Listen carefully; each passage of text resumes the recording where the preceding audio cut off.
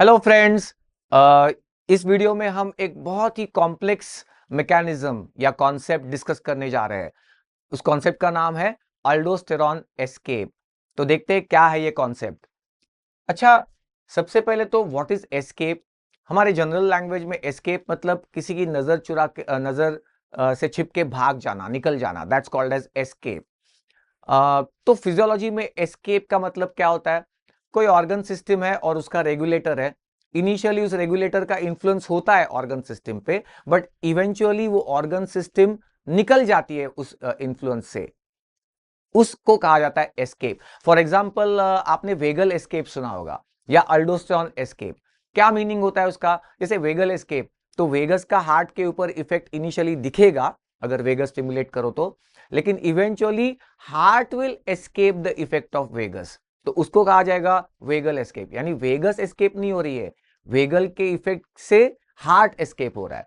या aldosterone escape, क्या है ये मैकेनिज्म या क्या है ये कॉन्सेप्ट, अभी देख लेते हैं। सबसे पहली बात, what is the function of aldosterone? तो अल्डोस्टेरॉन का फंक्शन है सोडियम रीएब्सॉर्प्शन करवाना। बॉडी के वेरियस प्लेसेस से करवाता है, लेकिन mainly from the kidney, from the collecting duct in the kidney. और सोडियम के साथ साथ वाटर भी रीएब्सॉर्ब होता है। तो increase sodium and water reabsorption from the collecting duct, ये अल्डोस्टेरॉन का काम है।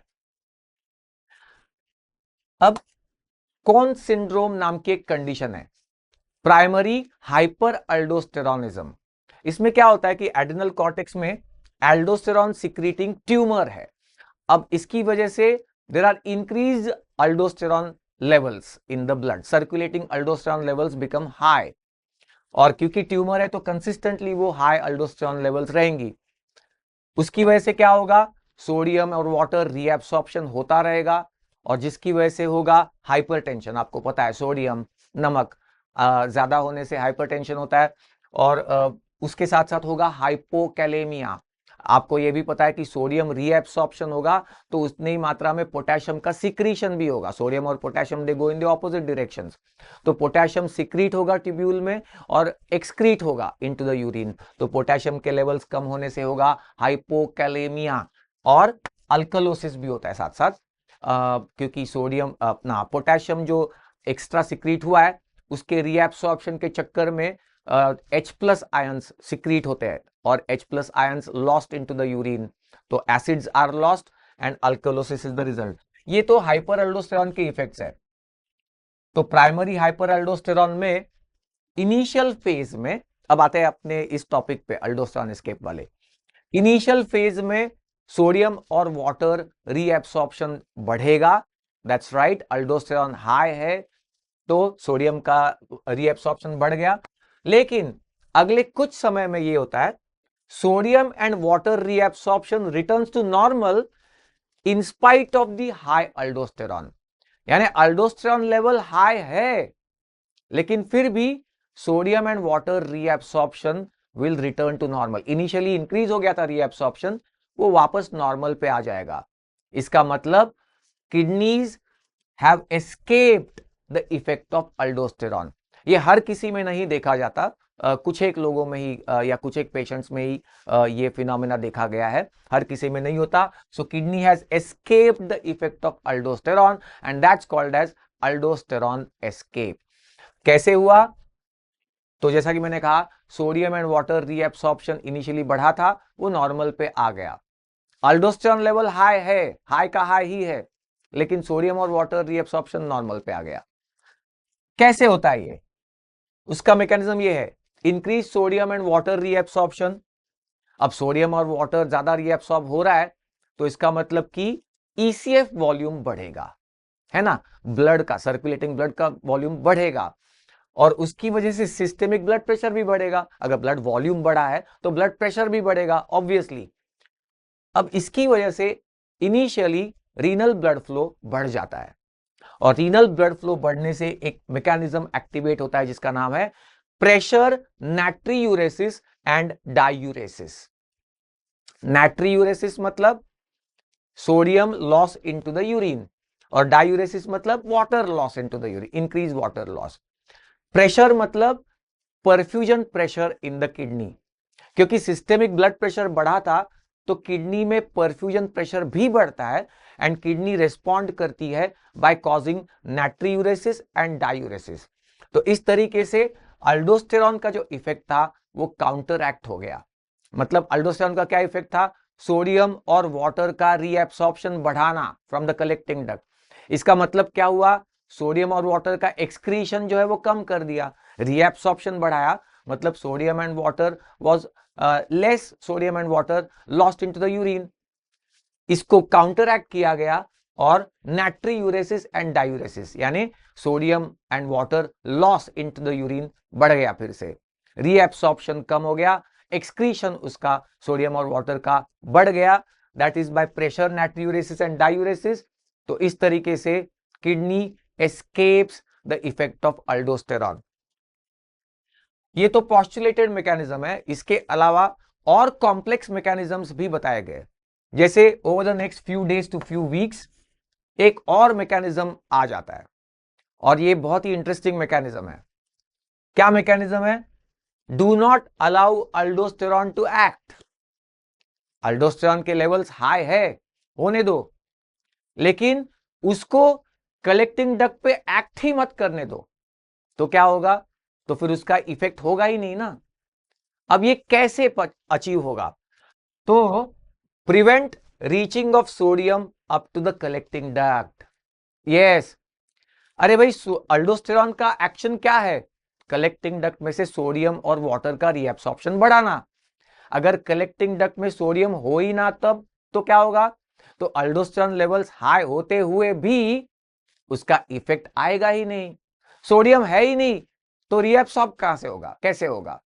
तो हाई अल्डोस्टेरॉन लेवल्स के चलते हुए भी सोडियम एंड वाटर रीएब्सॉर्प्शन जो है, जो इनिशियली बढ़ा था, वो वापस नॉर्मल पे आएगा। अब ये कैसे होता है? देखो, there is initially renal blood flow बढ़ा था, जीएफआर बढ़ा था, but later on GFR decrease हो जाता है।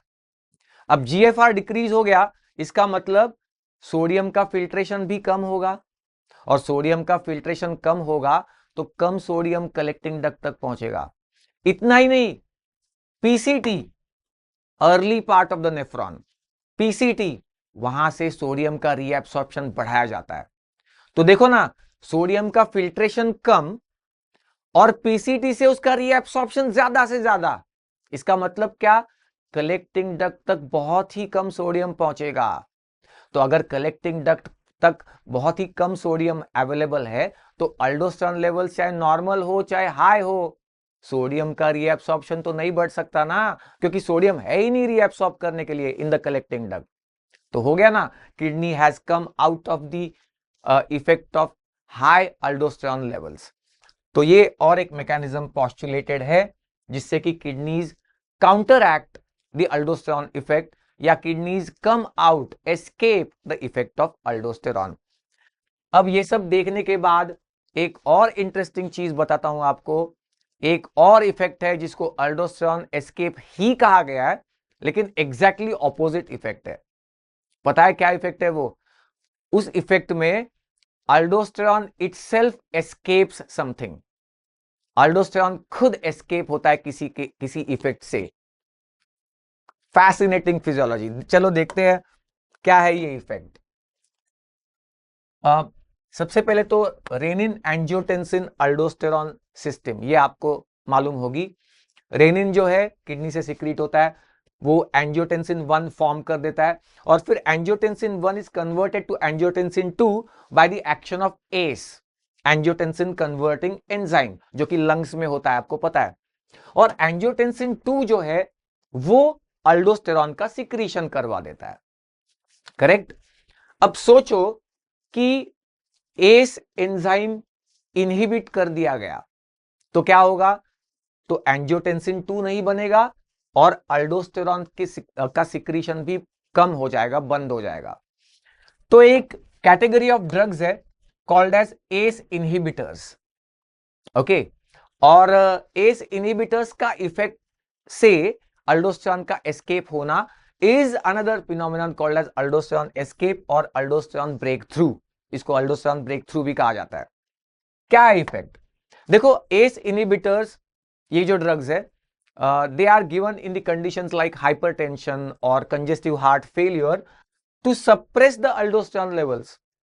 You know already the patient is in heart failure और अगर अल्डोस्टेरोन ज्यादा रहेगा तो उसके और डिलीटीरियस इफेक्ट्स होते हैं. अल्डोस्टेरोन जो है वो सोडियम और वाटर को कॉन्जर्व करता जाता है और उसकी वजह से और दूसरे दूसरे इफेक्ट होने लगते हैं.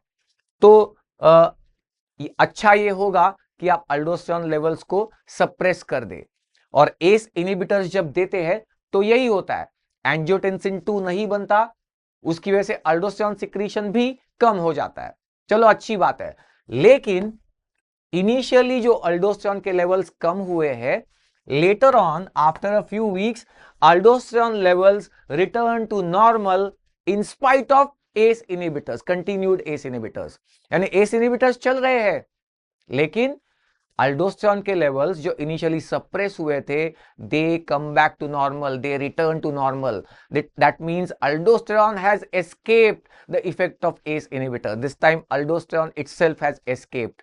और इसलिए इसको कंफ्यूजन अवॉइड करने के लिए इसको अल्डोस्टेरोन ब्रेक थ्रू भी कहा जाता है, लेकिन कुछ ऑथर्स इसको अल्डोस्टेरोन एस्केप भी कहते हैं. है ना फैसिनेटिंग सब्जेक्ट ये फिजियोलॉजी. तो ऐसे बहुत सारे फैसिनेटिंग कॉन्सेप्ट्स हम अपने चैनल पे रेगुलरली डिस्कस करते हैं. क्या आपने अभी तक चैनल को सब्सक्राइब किया? नहीं किया तो अब कर लेना.